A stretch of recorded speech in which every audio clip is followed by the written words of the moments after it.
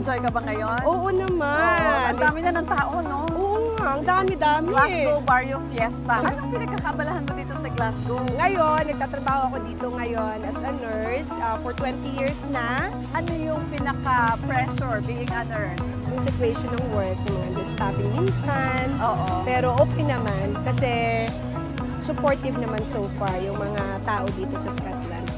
Respected, no? Ang mga Very Pilipino respected rito. ang mga nurses dito. I heard gumamit ka ng MX3 capsule for so long. Gaano na ka ba katagal na you are taking MX3 capsule? Uy, ang tagal na talaga. Kahit sa Pilipinas pa ako, gumagamit ako ng MX3. Matanong ko, bakit MX3? Kasi dito sa Glasgow, Europe, ang dami ng mga food supplements. Kasi ang MX3, nare-relax ako. Yung maganda ang feeling sa katawan. Super, believe ako sa MX3. Wow, talaga ha? Kaya loyal ako dyan. Loyal ka talaga. So, marirecommend mo ba siya with fellow nurses? Yes, of course. Maraming mga nurses gumagamit din ng MX3. MX3, dito ko believe.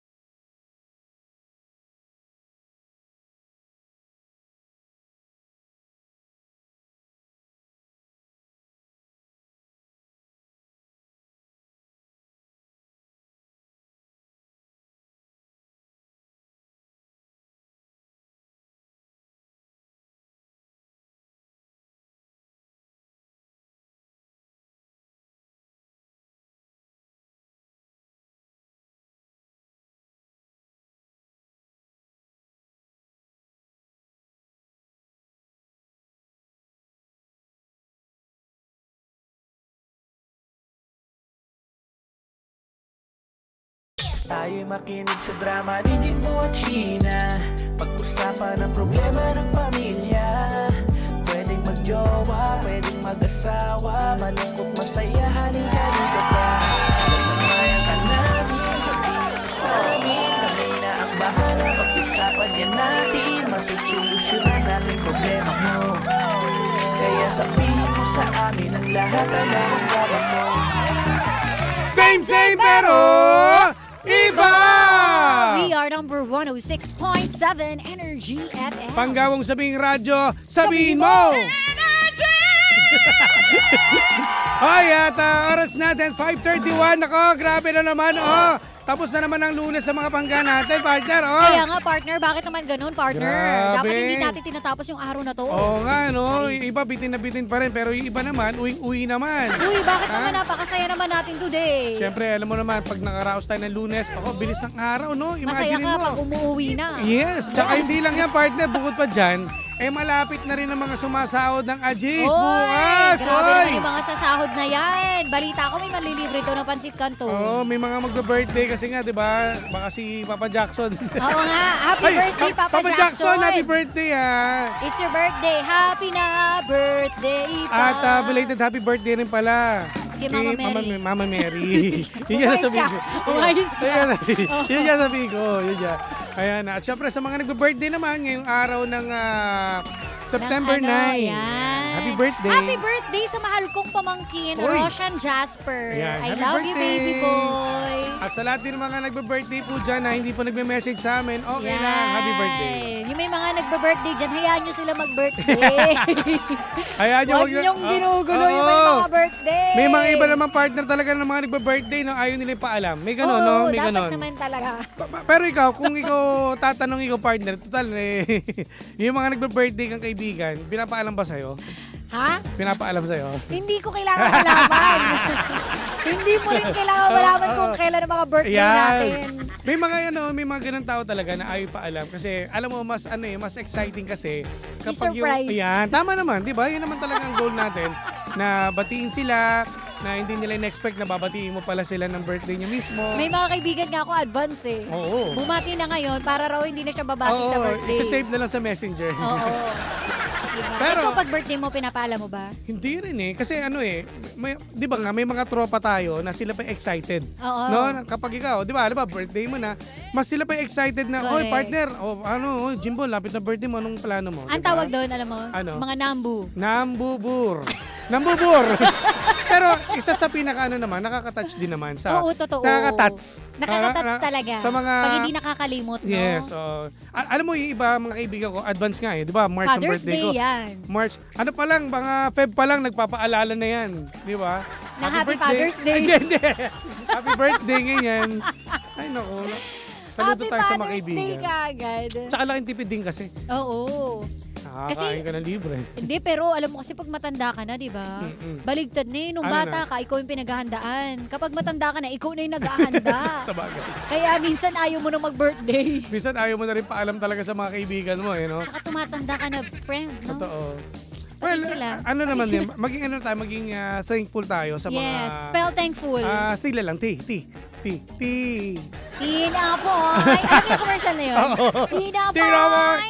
Tapoy. Pero ito, pag-uusapan natin. Pag-uusapan natin. Iba tanong sa ating Lunes na Lunes eh. Ano ang tanong sa Kasi atin? nga, trending kasi ngayon, partner si Nako. Di ba kay Kibuloy? Oh, si paring Kibuloy. Oo, si paring Pastor ma, pastor. Akala ko Oo. pare. Kung ikaw, kasi tanong sa atin, Jimmy. Ano sabi?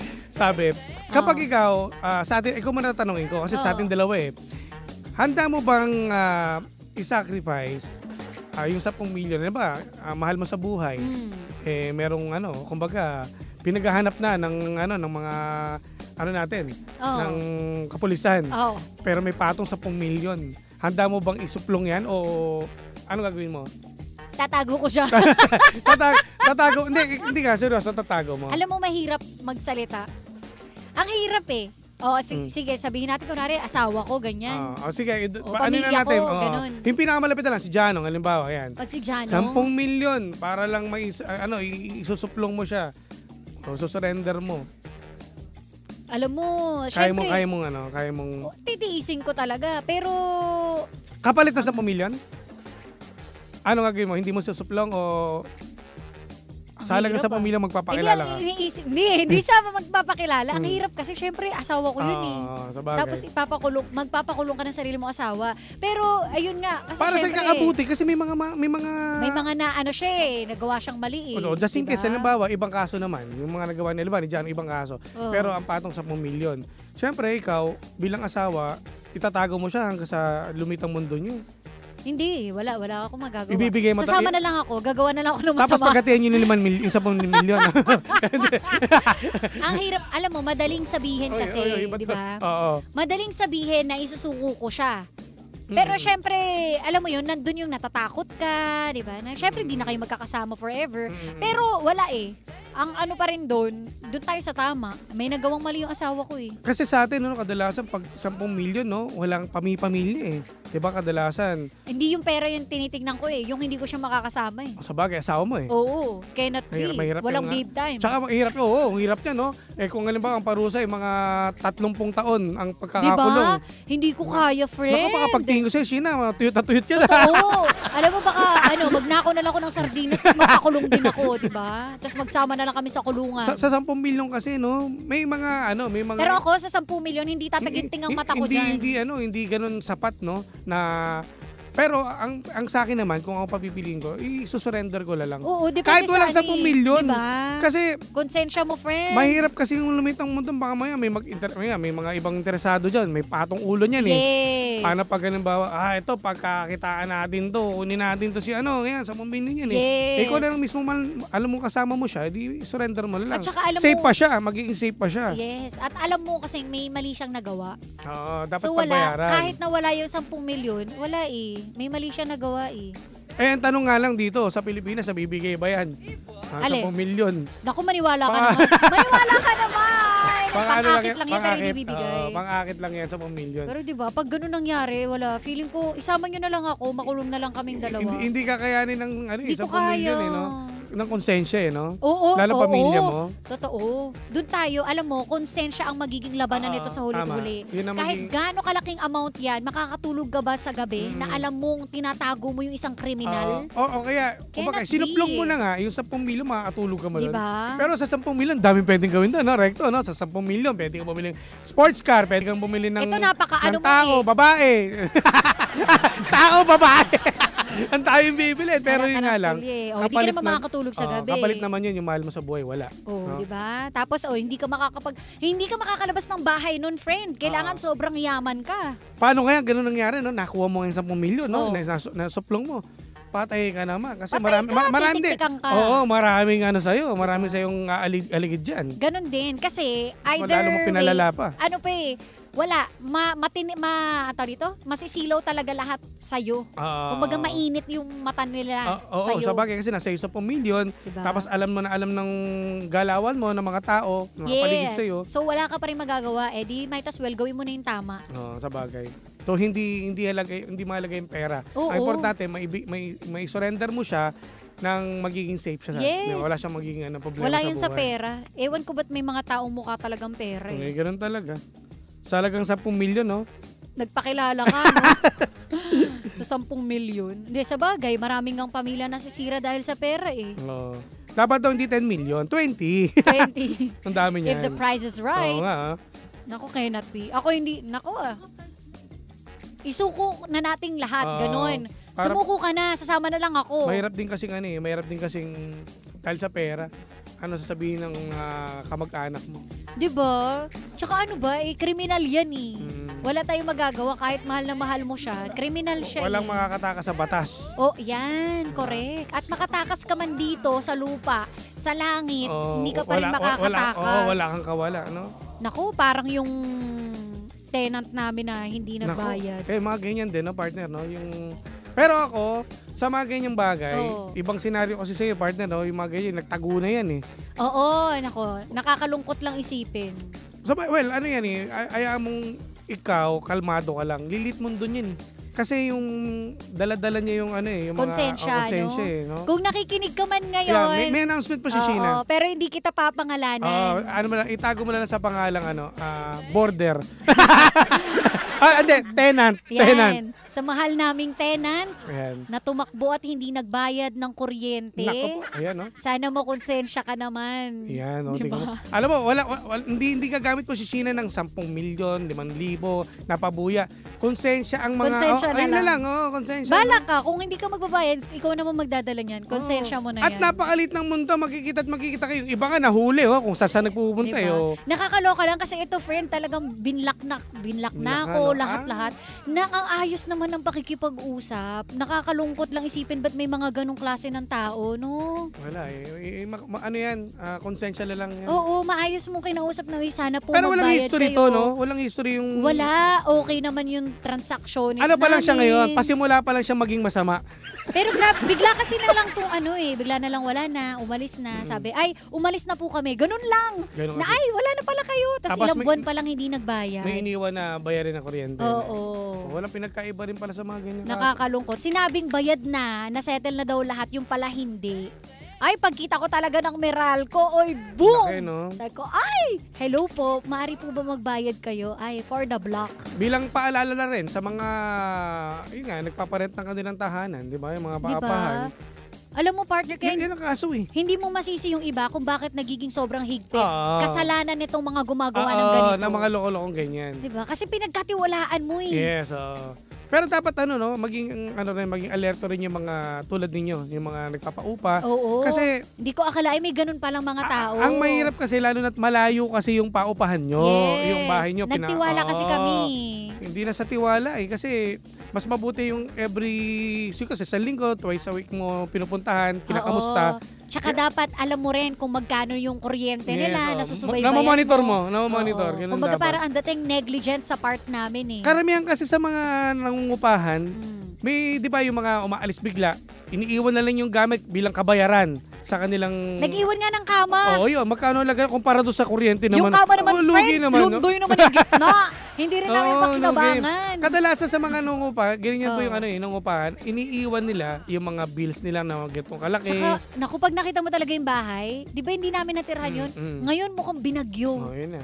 Sira na lahat talaga. Isa sa pinaka talaga yan, kasama. Oo, risk talaga Oo. rin. Ang hirap. Sabay, dapat talaga yearly kasi may maintenance din yan eh. Diba? Sine-check nyo rin. Lalo nga, mahirap kasi pag malayo eh. Ayun, No? at least ito, lesson learned sa amin na dapat pala ganito. Sa lahat din. Sa lahat ng mga may paupahan. Oo. No, para check ma-monitor. nyo talaga dapat. No? Pupuntahan nyo hanggat maaari. Dapat, Kasi puro lang kami cellphone. tsaka dapat nga na monitor nyo rin yung mga ng bills ninyo sa kuryente, sa tubig. Dapat may kopya rin kayo. Ayun nga. Dapat ganun. Dapat pala. Sorry. Sige. Oo. Isama nyo sa kontrata. Yes. So, Okay. happy birthday. Pa-birthday ko na lang sa'yo yan na hindi ka nagbayad. Magpa-birthday ba siya ngayong buwan? Hindi ko nga alam eh. Kasi peke yung mga IDs rin. Iba-iba eh. Oo. Maging alerto rin tayo sa mga Pati ID. spelling ng pangalan, iba-iba. Nako.